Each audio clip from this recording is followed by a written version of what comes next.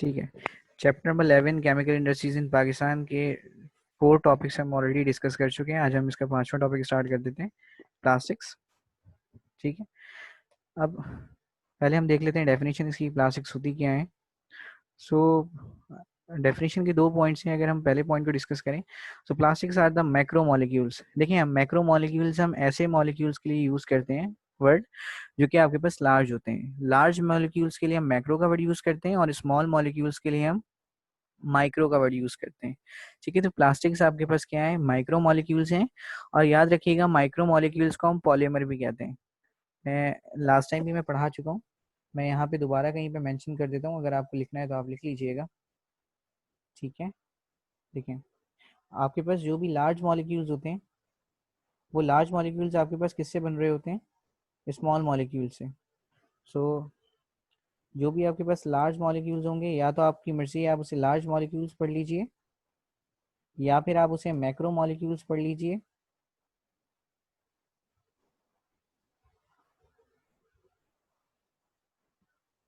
ठीक है, या फिर आप उसे पॉलीमर्स पढ़ लीजिए, और या फिर आप उसे लॉन्ग चेन पढ़ लीजिए, एक ही बात है। तो ये सारे एक दूसरे के साइनोनियम्स हैं, इन सारे वर्ड्स की मीनिंग सेम है। सो या आप लार्ज मॉलिक्यूल्स कह लें, या आप माइक्रो मॉलिक्यूल्स कह लें, या आप पॉलीमर्स कह लें, या फिर आप लॉन्ग चेन कह लें।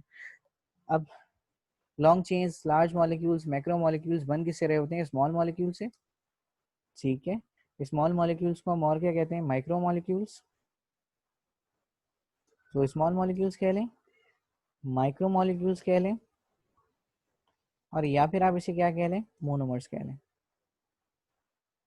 मोनोमर्स कह लीजिए। ठीक है, तो हमारे पास दो तरह के मॉलिक्यूल्स होते हैं, एक जिनका साइज कम होता है उसे हम स्मॉल मॉलिक्यूल्स, माइक्रो मॉलिक्यूल्स या मोनोमर्स कहते हैं। और एक वो मॉलिक्यूल्स होते हैं जो कि हमें लार्ज नजर आ रहे होते हैं, that is called large molecules, या फिर मैक्रो मॉलिक्यूल्स, पॉलीमर्स, या फिर लॉन्ग चेन। अब देखें, फॉर एग्जाम्पल अगर मैं आपसे कहता हूँ कि BF3, जैसे सपोज, या ऐसे समझ लीजिए MgH2। MgH2 एक मॉलिक्यूल है। अगर मैं सिर्फ एक मॉलिक्यूल की बात करूंगा तो इसे हम कहते हैं स्मॉल मॉलिक्यूल। लेकिन अगर इसी MgH को, ये मोनोमर है, ये एक मोनोमर है, ये हो गया एक मोनोमर। लेकिन अगर मैं आपसे कहता हूँ कि MgH2 कंबाइन हो गया MgH2 से, फिर कंबाइन हो गया MgH2 से, फिर कंबाइन हो गया MgH2 से, तो जब एक मॉलिक्यूल दूसरे मॉलिक्यूल से अटैच होता चला जाता है और एक लंबी चेन बना लेता है, तो उसे हम किसका नाम देते हैं, उसे हम पॉलीमर का नाम दे रहे होते हैं। तो ये आपके पास पॉलीमर है। और एक ऐसा प्रोसेस जिसमें हम पॉलीमर बनाते हैं उसे हम कहते हैं पॉलीमराइजेशन। ठीक है, पॉलीमराइजेशन क्या होती है आप उसे भी देख लीजिए। Polymerization is a process in which monomers are joined to form polymer। इसे मैंने आपको पहले भी पढ़ाया हुआ है, लेकिन मैं दोबारा पढ़ा रहा हूँ ताकि आपको रिपीट हो जाए। सो एक ऐसा प्रोसेस जिसमें हम मोनोमर्स को ज्वाइन कर देते हैं ताकि क्या बन जाए, पॉलीमर बन जाए, ऐसे प्रोसेस को हम कहते हैं पॉलीमराइजेशन। ठीक है, अभी तक हमने क्या पढ़ा है, जो मॉलिक्यूल्स का साइज ज़्यादा होता है उसे हम लार्ज मॉलिक्यूल्स कहते हैं, मैक्रो मॉलिक्यूल्स कहते हैं, पॉलीमर्स कहते हैं, लॉन्ग चेन्स कहते हैं। और वो मॉलिक्यूल जिनका साइज कम होता है, मास कम होता है, that are called small molecules, micro molecules और मोनोमर्स। एग्जाम्पल मैंने आपको दी MgH2 की। MgH2 अगर एक मॉलिक्यूल है जो इसे हम मोनोमर पढ़ेंगे, लेकिन अगर MgH2 के साथ ही जुड़ता चला गया, जुड़ता चला गया, जुड़ता चला गया और एक लंबी चेन बना रहा है, तो फिर आप उसे कहते हैं पॉलीमर। एक ऐसा प्रोसेस जिसमें हम मोनोमर से पॉलीमर बनाते हैं, इस प्रोसेस को हम कहते हैं पॉलीमराइजेशन। यहाँ तक बात क्लियर हो गई। अब पॉलीमराइजेशन की टाइप्स भी हैं। ठीक है, पॉलीमराइजेशन की हमारे पास दो टाइप्स हैं। एक को हम कहते हैं एडिशन पॉलीमराइजेशन,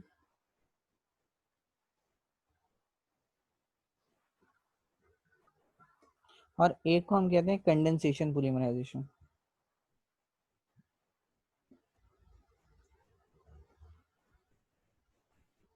ठीक है, पॉलीमराइजेशन का मतलब पॉलीमर का बनाना, किससे बनाओगे, मोनोमर से बनाओगे। एडिशन पॉलीमराइजेशन होती है और कंडेंसेशन पॉलीमराइजेशन होती है। अब दोनों में डिफरेंस क्या है, ये भी देख लीजिए। एडिशन पॉलीमराइजेशन का मतलब है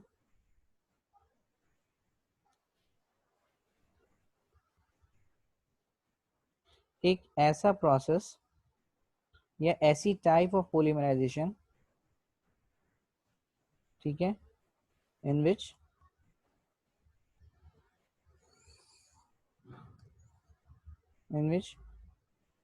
monomers are joined to form polymer, इसमें मोनोमर्स मिलके पॉलीमर बनाते हैं without elimination of simple molecule, without elimination of simple molecule. देखें अब वो आपसे कहना क्या चाह रहा है इसमें, वो आपसे कह रहा है कि आपने मोनोमर को जोड़ा, एम डॉट एम हम मोनोमर को कह रहे हैं, एक मोनोमर को आपने कंबाइन कर दिया दूसरे मोनोमर से,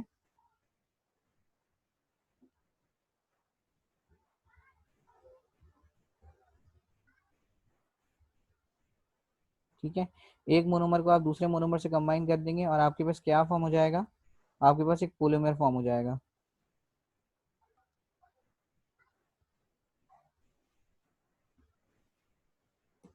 बस ऐसे प्रोसेस को हम किसका नाम देंगे, ऐसे प्रोसेस को हम कहते हैं एडिशन पॉलीमराइजेशन। एक ऐसा प्रोसेस जिसके अंदर मोनोमर्स कंबाइन हो रहे हैं और पॉलीमर बन रहा है बस, लेकिन साथ में कोई और दूसरा मॉलिक्यूल एलिमिनेट नहीं हो रहा।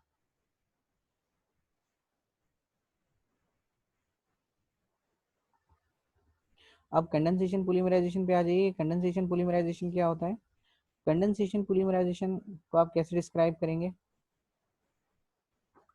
इसे भी देख लें।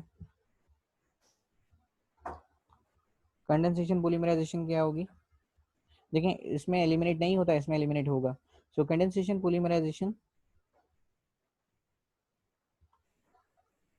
क्या होगी, a type of polymerisation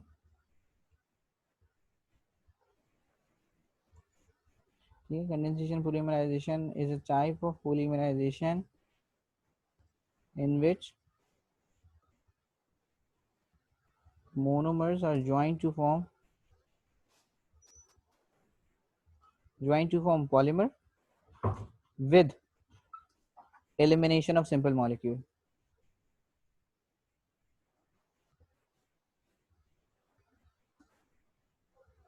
with elimination of simple molecules। अच्छा अब सिंपल मॉलिक्यूल्स क्या हो सकते हैं, वो सिंपल मॉलिक्यूल H2O भी हो सकता है, ठीक है, बुक में आपके सिर्फ वाटर मेंशन है, लेकिन आपको नॉलेज होनी चाहिए कि इसके अलावा और क्या हो सकते हैं, वाटर हो सकता है, HCl हो सकता है और मिथाइल एल्कोहल हो सकता है CH3OH। यहाँ तक कि शायद आप एक टीचर से भी पूछेंगे कि वाटर और HCl के अलावा और कौन सा मॉलिक्यूल एलिमिनेट हो सकता है, तो शायद वहाँ पे भी आपको आंसर ठीक ना मिले। तो आपको याद ये रखना है जब भी आप मार्केट कॉम्पिटिटिव होंगे कि जो तो बेसिक नॉलेज है वो तो आपके पास है ही, लेकिन साथ में आपको एडवांस नॉलेज भी होनी चाहिए।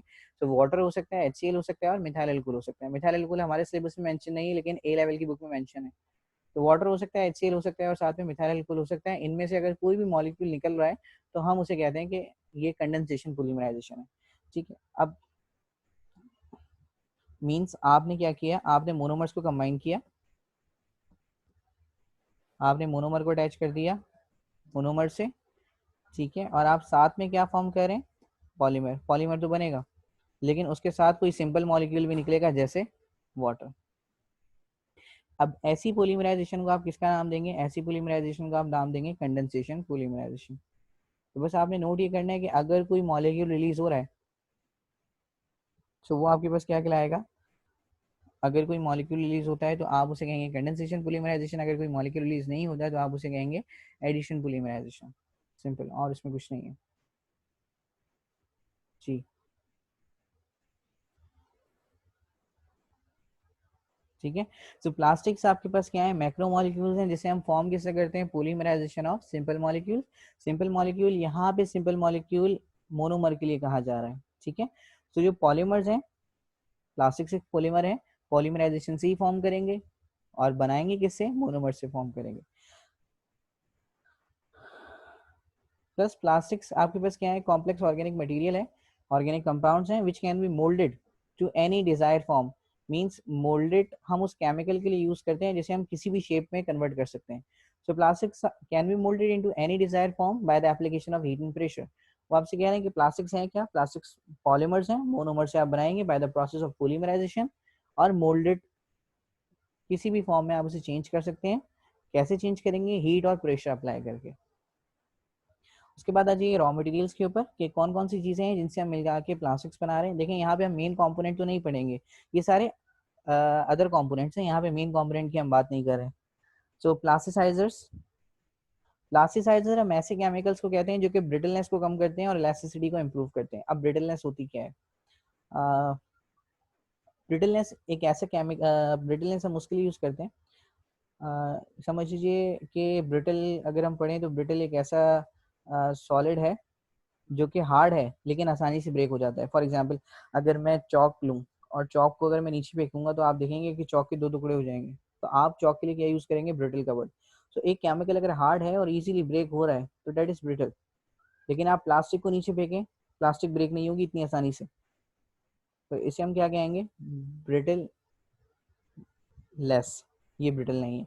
इसी तरह से अगर आप एक आयरन लोहे को ले लें, लोहा भी सॉलिड है, आप उसे नीचे फेंकें वो ब्रेक नहीं होगा, नॉन ब्रिटल है, ब्रिटल लेस है। तो अगर एक केमिकल हार्ड है लेकिन आप उसे अगर ड्रॉप करें, उसे आप अगर स्ट्रेस दें, वो इजीली अगर ब्रेक हो जाए तो आप उसे कहते हैं वो ब्रिटल है। सो मटेरियल हार्ड है लेकिन इजीली ब्रेक हो रहा है, डेट इज कॉल्ड ब्रिटल। सो आप क्या करते हैं, इसमें प्लास्टिसाइजर्स ऐड करते हैं। प्लास्टिसाइजर्स का काम ये होता है कि उसे ब्रिटल, उसकी ब्रिटलनेस को कम कर रहा होता है, ठीक है। और ब्रिटलनेस को कम कैसे कर रहा होता है, इलास्टिसिटी से। देखिए अगर एक केमिकल में जितनी लचक होगी वो उतनी आसानी, वो उतनी मुश्किल से ब्रेक होगा। फॉर एग्जाम्पल अगर आप एक रबर मटेरियल ले रहे हैं तो रबर मटेरियल को आप जितना भी फेंक दीजिए, रबर मटेरियल कभी ब्रेक ही नहीं होगा। क्यों, क्योंकि रबर मटेरियल के अंदर इलास्टिसिटी बहुत होती है। तो हर वो केमिकल जिसके अंदर इलास्टिसिटी है, जिसके अंदर खिंचाव है, वो कभी भी ब्रेक नहीं होगा इतनी आसानी से, क्योंकि जब आप उस पर प्रेशर अप्लाई करेंगे तो वो उस प्रेशर को जो है वो बेयर कर लेगा। तो आप इसमें प्लास्टिसाइजर्स ऐड करते हैं। प्लास्टिसाइजर्स का काम ये होता है कि वो ब्रिटलनेस को कम कर देता है और उसकी इलास्टिसिटी को बढ़ा देता है। प्लस आप उसमें फिलर्स यूज करते हैं। They increases the mechanical strength of plastic, means उस प्लास्टिक को पावर देता है, उस प्लास्टिक को स्ट्रेंथ देता है। फॉर एग्जांपल अगर हम बात करें एक स्टेम की, एक बारीक सी स्टेम की, एक नई नई स्टेम बनी है, उस पर आप हल्का सा भी कोई चीज़ मारेंगे तो वो बेचारा बियर नहीं कर पाएगा, वो डिस्ट्रॉय हो जाएगा। लेकिन अगर आप एक ट्री पे कोई चीज़ मारें, तो क्योंकि ट्री अंदर से कम्प्लीटली फिल है, हार्ड है, अब आप उस पर कोई मटेरियल मारेंगे उस पर कोई फर्क नहीं पड़ेगा क्योंकि वो आपके प्रेशर को बेयर कर सकता है। सो फिलर्स हम ऐड करते हैं ताकि आपकी प्लास्टिक हार्ड हो जाए, ठीक है। और फिलर्स के तौर पे हम यूजली यूज़ करते हैं सॉडस्ट। सॉडस्ट हम जब भी हम वुड वगैरह को काटते हैं तो वो जो भी लकड़ी का बुरादा होता है, वो जो आपके पास आता है, उसे हम यूज़ करते हैं प्लास्टिक्स को फिल करने के लिए। सो उसे हम कहते हैं सॉडस्ट।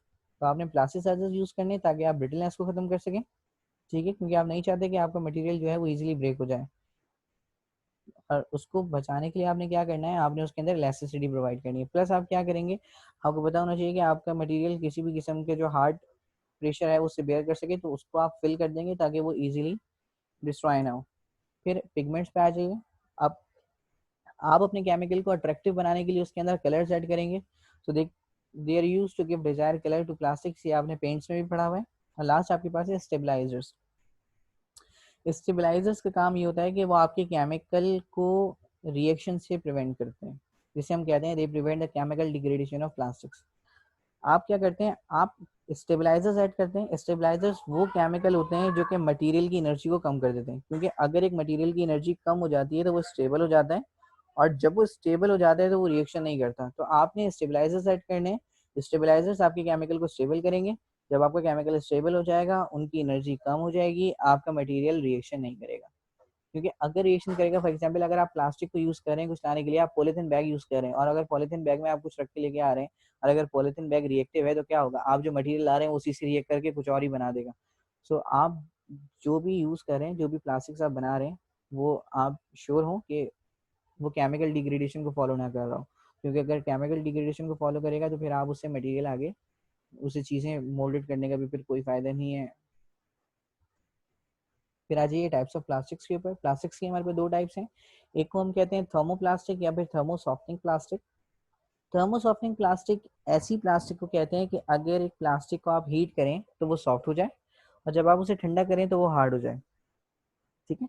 जैसे ही आप उसे फ्लेम दिखाएंगे प्लास्टिक सॉफ्ट होना शुरू हो जाएगी, और जैसे ही आप उसे कूल करेंगे तो प्लास्टिक हार्ड हो जाएगी। अगर कोई ऐसी प्लास्टिक है तो आप उसे थर्मोप्लास्टिक या फिर थर्मो सॉफ्टनिंग प्लास्टिक बोलेंगे। So the type of a plastic which softens on cooling and hardens the type of a plastic which softens on heating and hardens on cooling is known as thermoplastic or thermosoftening plastic।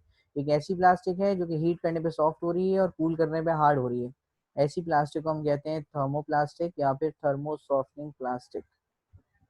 इसकी examples हमारे पास क्या है, PVC और polythene bags, Perspex, PVC, polyvinyl chloride और PVA, ये सारी examples हैं थर्मोसॉफ्टिंग plastic की। इन सारी प्लास्टिक्स को अगर हम हीट करें तो ये सॉफ्ट हो जाती हैं। इसके बाद आ जाते हैं थर्मोसेटिंग प्लास्टिक के ऊपर। थर्मोसेटिंग प्लास्टिक क्या होती हैं, ऐसी प्लास्टिक जिसे अगर हम हीट करेंगे तो वो सॉफ्ट नहीं होंगी बल्कि वो जलना शुरू हो जाएंगी। तो ऐसी प्लास्टिक्स आपके पास क्या कहती हैं, thermosetting plastic. thermosetting plastic, the type of plastic which does not soften on cooling, which does not soften on heating and harden on cooling is known as thermosetting plastic। इसकी हमारे सिलेबस में एक ही example है जिसे हम कहते हैं Bakelite. ठीक है, अभी तक हमने क्या पढ़ा है, अभी तक हमने पढ़ा है कि प्लास्टिक्स क्या है, पॉलीमर्स हैं। फॉर्म किससे करेंगे, पॉलीमराइजेशन से। ठीक है, और उसे हम किसी भी शेप में मोल्ड कर सकते हैं, किसी भी शेप में मोल्ड कर सकते हैं bye the application of heat and pressure. ठीक है, प्लस आपके पास क्या है, और हमने प्लास्टिक्स में क्या पढ़ा कि हम कुछ रॉ मटेरियल्स यूज करते हैं।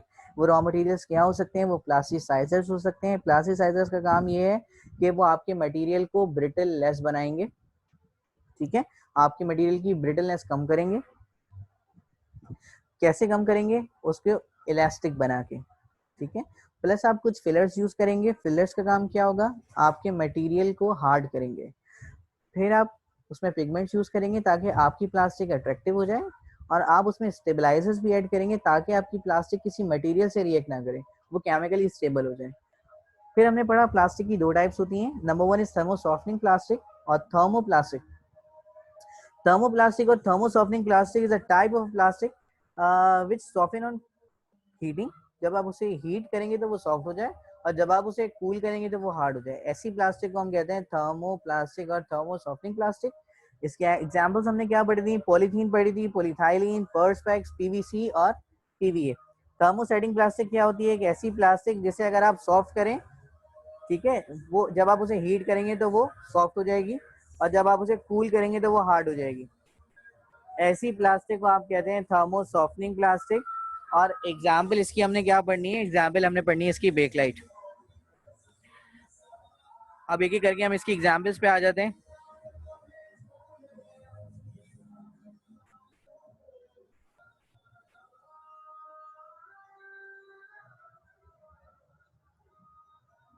ठीक है, पॉलीथीन।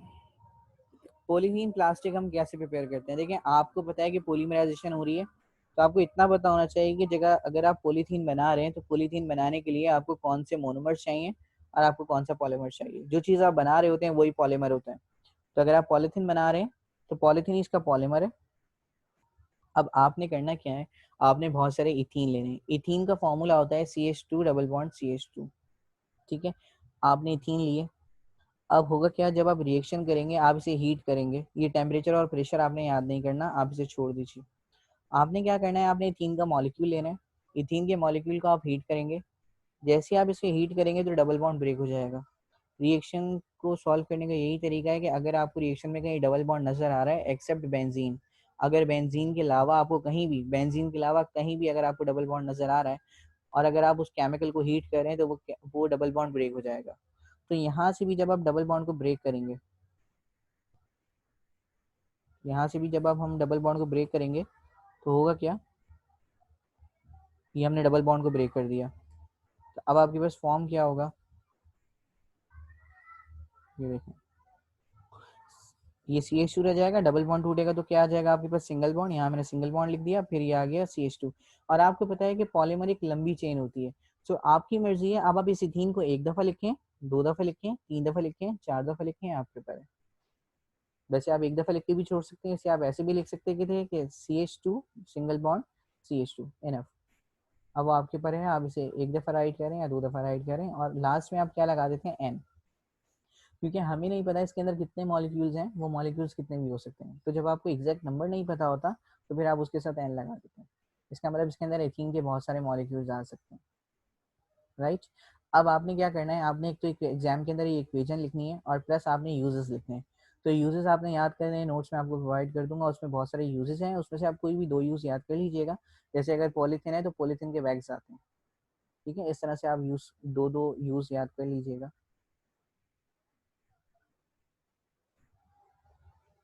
तो हमारे पास थी पॉलीथीन की प्रिपरेशन। अब आ जाइए पर्सपेक्स के ऊपर। पर्सपेक्स की प्रिपरेशन थोड़ी सी मुश्किल है। अगेन आपको पता होना चाहिए कि हमारे पास कौन सा मोनोमर है और कौन सा हमारे पास पॉलीमर है,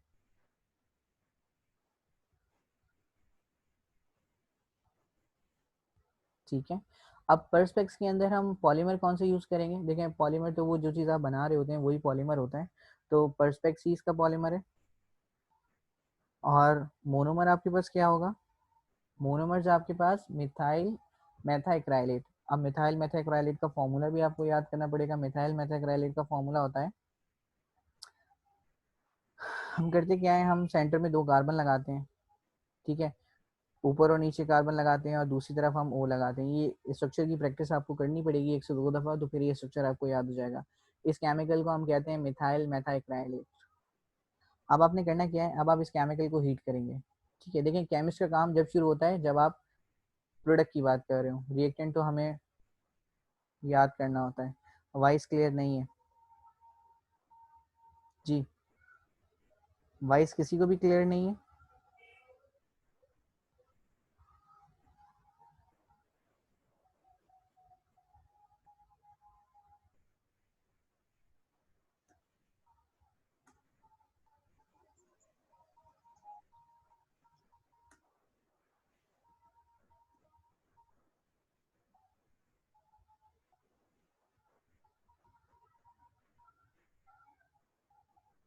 हमें आ रही है, ठीक है। तो फिर वाइस का मसला जिससे हो रहा है तो फिर वो उसके नेट पर इशू है, ठीक है। अब आपने मिथाइल मेथाइक्राइलेट का फॉर्मूला याद करना है। जो बेंजाइल परऑक्साइड लिखा हुआ है आपके पास, ये आपने याद नहीं करना, ठीक है। कैटलिस्ट, प्रेशर, टेम्परेचर आपने इस चैप्टर में याद नहीं करने, हाइड्रोजन में याद करने थे, वो मैंने आपको बता दिए थे। अब मिथाइल मेथाइक्राइलेट का फॉर्मूला आपने याद करना है। याद करने के बाद आपने क्या करना है, आपने इस केमिकल को हीट करना है। जैसे ही आप इसे हीट करेंगे तो डबल बॉन्ड ब्रेक हो जाएगा। तो आपने क्या करना है, डबल बॉन्ड को ब्रेक कर देना है। तो ये डबल बॉन्ड क्या हो जाएगा आपके पास, ब्रेक। जब आप इस डबल बॉन्ड को ब्रेक कर देंगे तो स्ट्रक्चर आपको कैसा नजर आ रहा होगा, ये स्ट्रक्चर आपको कैसा नजर आ रहा होगा, देखें बिल्कुल सब सेम है। जब आप डबल बॉन्ड को ब्रेक करेंगे तो आपने सी और सी एच टू में से डबल बॉन्ड को ब्रेक किया है। सो एक वैलेंसी फ्री हो जाएगी सी एच टू की और एक वैलेंसी फ्री हो जाएगी सी की। जिन 2 केमिकल्स के दरमियान से आप डबल बॉन्ड को ब्रेक करेंगे उन दोनों केमिकल्स की एक एक वैलेंसी फ्री हो जाएगी। तो यहाँ भी आप एक वैलेंसी शो कर देंगे और यहाँ भी आप एक वैलेंसी शो कर देंगे, बस। और अब आपकी मर्जी है इस केमिकल को हम 1 दफ़ा लिख रहे हैं या 2 दफ़ा लिख रहे हैं, वो आपके ऊपर है, ठीक है। इसी तरह से इसका भी आप यूजेस याद करेंगे नोट्स में से। फिर आप आ जाइए पीवीसी के ऊपर। पीवीसी की फुल फॉर्म क्या है आपके पास, पॉलीविनाइल क्लोराइड। अब आपको पता होना चाहिए कि पॉलीविनाइल क्लोराइड के मोनोमर्स क्या हैं। मोनोमर्स हम रिएक्टेंट को कहते हैं और पॉलीमर्स जो हैं हम प्रोडक्ट को कहते हैं। बेटा देखें, जब भी हम किसी कंपाउंड को फ्री करेंगे, जब भी हम किसी कंपाउंड के बॉन्ड ब्रेक करेंगे तो आपके पास उस कंपाउंड की वैलेंसीज फ्री हो जाएंगी ना। फॉर एग्जांपल देखिए मैं यहाँ पे आपको समझाता हूँ, उसमें मैंने कुछ नहीं बताया, उसमें मैंने आपको ये बताया है कि फॉर एग्जांपल एक केमिकल है सी। अब आपको पता है कि सी कितने बॉन्ड बना सकता है, सी 4 बॉन्ड बना सकता है। सो इसका मतलब सी का फॉर्मूला, अगर सी 4 बॉन्ड बना सकता है तो सी को मैं ऐसे लिख सकता हूँ।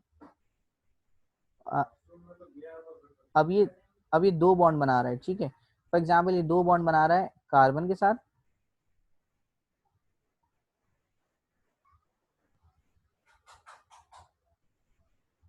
ठीक है। 2 बॉन्ड इसने बना दिए कार्बन के साथ। अब कार्बन की कितनी वैलेंसीज फ्री हैं, 2 हैं। जो जितने बॉन्ड बनाता है वो उसकी वैलेंसी कहलाती है। अब 2 इसने बॉन्ड बना लिया हाइड्रोजन के साथ,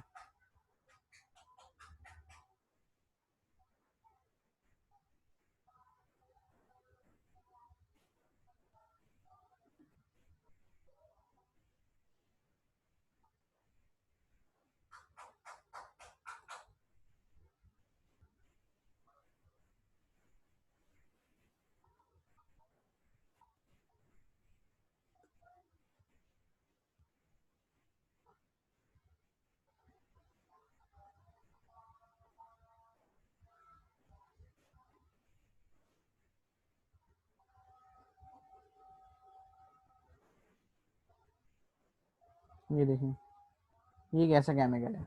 ये जो कार्बन है, ये जो सेंटर वाले कार्बन की मैं आपसे बात कर रहा हूँ, एक सेंटर वाले कार्बन को अगर हम देखें तो जो सेंटर वाला कार्बन है, ये सेंटर वाले कार्बन को 4 बॉन्ड बनाने थे, यहाँ पे वो सेंटर वाला कार्बन 4 बॉन्ड बना रहा है। एक बॉन्ड ये रहा, एक इसी के नीचे 2 बॉन्ड्स, एक ये रहा, एक ये रहा, पूरे 4 बॉन्ड्स अपने बना रहा है। ठीक है, तो ये सेटिस्फाई है। अभी इसकी वैलेंसी जो है वो सेटिस्फाई है। जो केमिकल जितने बॉन्ड बनाता है वो उसकी वैलेंसी होती है। सोडियम अगर एक बॉन्ड बना सकता है तो सोडियम की वैलेंसी 1 होती है, आपने पढ़ा है ना, +1। इसी तरह से कार्बन किया तो +4 होती है, -4 होती है, क्योंकि कार्बन 4 बॉन्ड बना रहा होता है। अब इन चारों में से एक बॉन्ड को आप ब्रेक कर दें। मैं आपसे कहता हूँ कि जो आपने बॉन्ड बनाए इनमें से एक को आप ब्रेक कर दें। जब आप इसे ब्रेक कर देंगे तो होगा क्या, एक बॉन्ड को मैं ब्रेक कर देता हूँ, ठीक है, एक बॉन्ड मैंने ब्रेक कर दिया। अब आपके पास रह गए 3 बॉन्ड, तो इसकी एक वैलेंसी फ्री हो गई ना। तो हम यहाँ पे ये शो करेंगे कि अब ये किसी और से भी जाके जुड़ सकता है, क्योंकि एक वैलेंसी इसकी फ्री है। तो जब भी आप पुराना बॉन्ड तोड़ेंगे तो उसे नया बॉन्ड भी बनाना पड़ेगा, और नया बॉन्ड बनाने के लिए आपने उसकी वैलेंसी को शो करना पड़ेगा।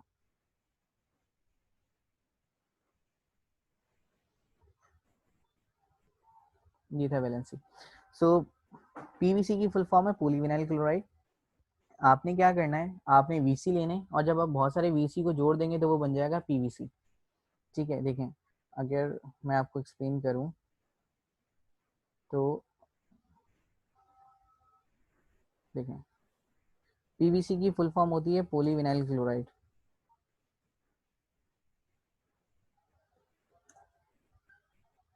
पॉलीविनाइल क्लोराइड, ठीक है। अब पोली का मतलब क्या है, मैनी, तो इसका मतलब आपके पास जो विनाइल क्लोराइड्स हैं वो बहुत सारे हैं। तो आपने क्या करना है, वीसी लेना है, ठीक है। हम वीसी को वीसी से कंबाइन करेंगे, मतलब बहुत सारे वीसी लेंगे और उसे जोड़ देंगे, तो वो क्या बन जाएगा, पीवीसी। जब आप बहुत सारे विनाइल क्लोराइड को अटैच कर देंगे एक साथ तो वो क्या बन जाएगा, पोली विनाइल क्लोराइड। तो आपने क्या करना है, मोनोमर के तौर पे विनाइल क्लोराइड लेना है, और पॉलीमर के तौर पे आपने पीवीसी लेना है। तो विनाइल क्लोराइड का फॉर्मूला आपको याद करना पड़ेगा। विनाइल क्लोराइड का फॉर्मूला कुछ इस तरह से होता है, CH2 डबल बॉन्ड CHCl। अब आपने क्या करना है, आपको पता है कि जब भी रिएक्शन होगा आप इसे हीट करेंगे तो इसका डबल बॉन्ड जो है वो ब्रेक हो जाएगा, और जब इसका डबल बॉन्ड आप ब्रेक कर देंगे, जब आप इसका डबल बॉन्ड ब्रेक कर देंगे, ये हमने डबल बॉन्ड ब्रेक कर दिया। सो डबल बॉन्ड ब्रेक करने के बाद आपके पास एक तरह आपने किसमें से, दोनों कार्बन में से, तो एक वैलेंसी जाहिर है ये इसकी फ्री हो जाएगी और एक वैलेंसी इसकी फ्री हो जाएगी। ठीक है, तो यहाँ पे आप हीट करेंगे, और हीट करने के बाद आपको शो करना पड़ेगा कि एक वैलेंसी ये वाले CH2 की फ्री हो गई, ठीक है, और एक वैलेंसी ये CH की फ्री हो गई। यहाँ पे जो ये जो मार्किंग हुई हुई है गलत है, इसे आप ठीक कर लीजिए। ये मार्किंग यहाँ नहीं आएगी, ये बॉन्ड यहाँ नहीं है, ठीक है, यहाँ पर है। सो जब आप डबल बॉन्ड को ब्रेक करेंगे तो एक वैलेंसी इसकी फ्री हो गई और एक वैलेंसी इसकी फ्री हो गई। इसकी तो आप आगे शो नहीं कर सकते क्योंकि आगे Cl लगा हुआ है, तो इसलिए मैंने इसकी ऊपर वैलेंसी शो कर दी, और CH2 से पहले आप वैलेंसी को शो कर सकते थे, इसलिए मैंने इसे यहाँ भी शो कर दिया। पहले हम देखते हैं कि लेफ्ट और राइट पे हम शो कर सकते हैं या नहीं। अगर हम नहीं कर सकते तो फिर आप ऊपर और नीचे शो करेंगे। तो बस आपने इसमें रिएक्टेंट का फॉर्मूला याद करना है और आपने कुछ नहीं करना। आप रिएक्टेंट के अंदर से डबल बॉन्ड को ब्रेक करेंगे, जब आप ब्रेक कर देंगे तो आपके पास सिंगल बॉन्ड हो जाएगा, और आपने वैलेंसीज को शो करना है, साथ में आप क्या लगा देंगे, एन, खत्म। उसके बाद आ जाइए PVA के ऊपर। PVA को हम क्या पढ़ते हैं, पॉलीविनाइल एसीटेट। पॉलीविनाइल एसीटेट, ज़ाहिर है जिस तरह से आप PVC बना रहे थे, PVC का के अंदर आप क्या कर रहे थे, बहुत सारे विनाइल क्लोराइड ले रहे थे और विनाइल क्लोराइड को कंबाइन कर देते थे, तो क्या बन जाता था, पॉलीविनाइल क्लोराइड। अब आप क्या करेंगे, आप विनाइल एसीटेट लेंगे, विनाइल एसीटेट को जोड़ देंगे तो वो क्या बन जाएगा, पॉलीविनाइल एसीटेट। तो विनाइल एसीटेट का फॉर्मूला आपने याद करना है। विनाइल एसीटेट का फॉर्मूला क्या होता है, CH2 डबल बॉन्ड चौको CH3। आसान सा फॉर्मूला है, CH2 डबल बॉन्ड चौको CH3। अभी भी क्या होगा, जब आप रिएक्शन को प्रोसीड कर रहे होंगे, यहाँ से डबल बॉन्ड ब्रेक हो जाएगा,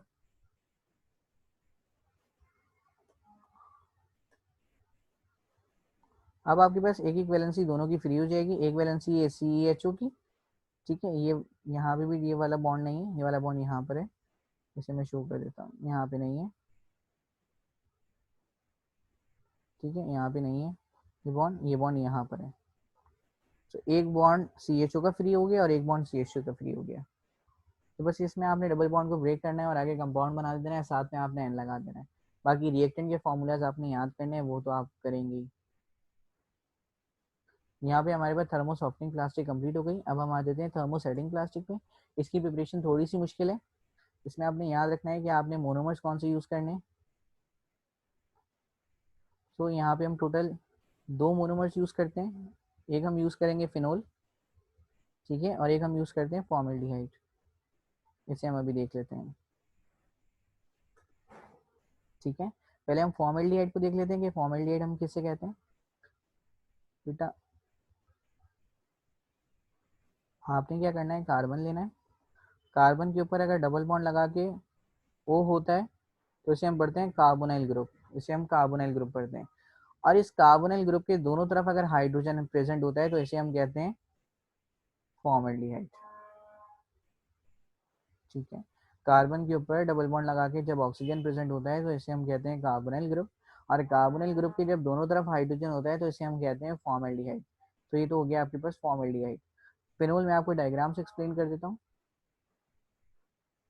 फिनोल क्या होता है,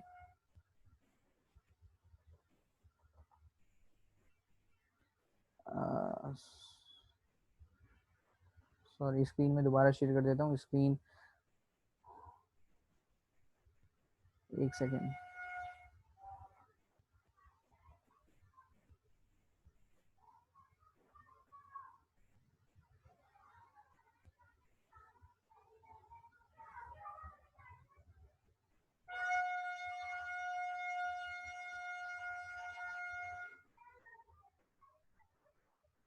ठीक है,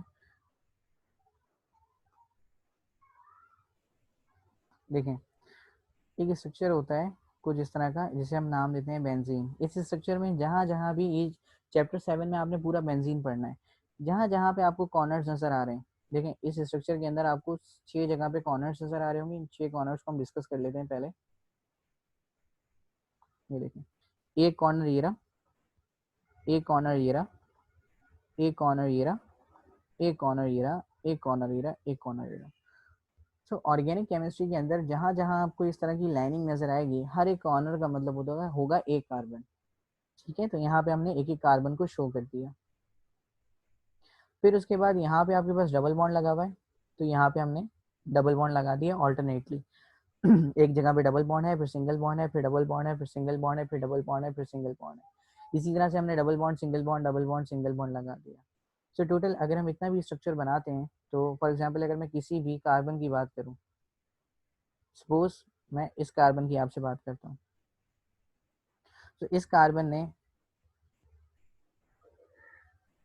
देखें 2 बॉन्ड यहाँ बनाए हुए और एक बॉन्ड यहाँ बनाया हुआ है। टोटल कितने बॉन्ड हो गए, 3। तो कार्बन की वैलेंसी कितनी होती है, 4। इसलिए हमने यहाँ पे एक हाइड्रोजन भी लगाया है कार्बन को बैलेंस करने के लिए। इसी तरह से कोई और कार्बन भी अगर आप देखें, ये वाला कार्बन भी अगर आप देखें, तो इस कार्बन ने यहाँ पे ऊपर एक बॉन्ड बनाया है, नीचे 2 बॉन्ड बनाया है, टोटल हो गए 3।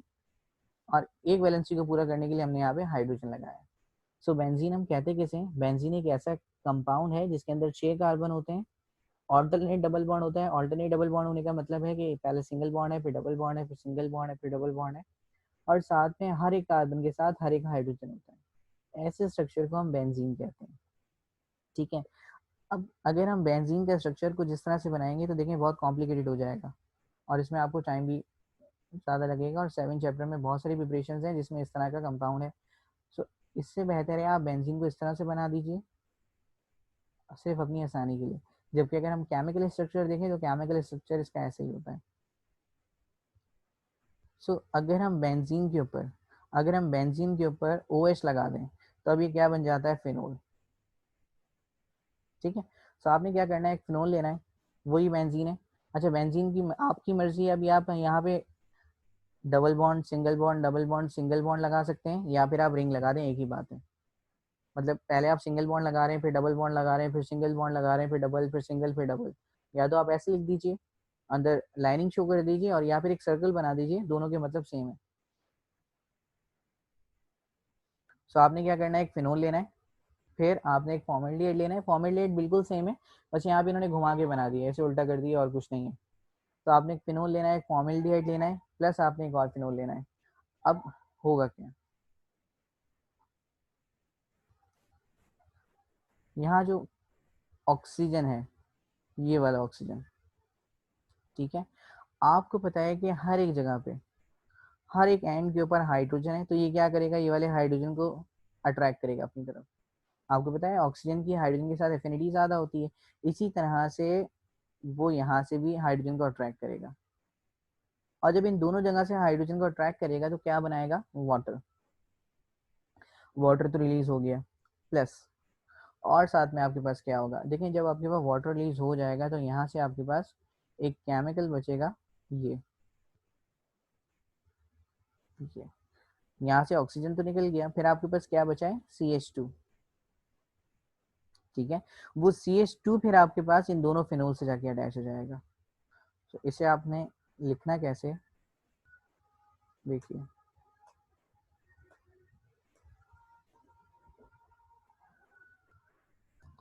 ठीक है, यहाँ से आपने क्या किया, ऑक्सीजन ने ये वाला हाइड्रोजन अट्रैक्ट किया, ऑक्सीजन ने ये वाला हाइड्रोजन अट्रैक्ट किया, और क्या बना लिया, वाटर। ये आपकी मर्जी है, अगर आप वाटर को इक्वेशन के ऊपर लिख रहे हैं, एरो के ऊपर लिख रहे हैं तो माइनस में लिखेंगे, और अगर आप प्रोडक्ट के तौर पे लिख रहे हैं तो फिर आप सिंपल वाटर लिख दीजिए, वहाँ जगह नहीं थी इसलिए मैंने एरो के ऊपर लिख दिया है। अब पहले आपके पास क्या है, फिनोल, फिर आपके पास क्या है, CH2, तो हमने लिखा फिनोल, फिर CH2, फिर फिनोल, फिर CH2, फिर आपकी मर्जी है, फिर फिनोल बना दें, फिर CH2 बना दें, फिर फिनोल बना दें, फिर CH2 बना दें। तो ये आपके ऊपर है। तो इस फॉर्मूले को आप इतना भी लिख सकते हैं, आप इसे बढ़ा के भी लिख सकते हैं, जैसे मैंने आपको बताया था, क्योंकि एक पॉलीमर है तो आप इसे एक दफ़ा लिख दें, दो दफ़ा लिख दें, तीन दफ़ा लिख दें, ये आपके ऊपर है। सो यहाँ भी रिएक्टेंट्स आपने याद करने, देन फिर प्रोडक्ट्स आप इसके अकॉर्डिंगली बनाएंगे। और फिर बेकलाइट का आपको यूज़ याद रखना है कि बेकलाइट का यूज़ क्या है।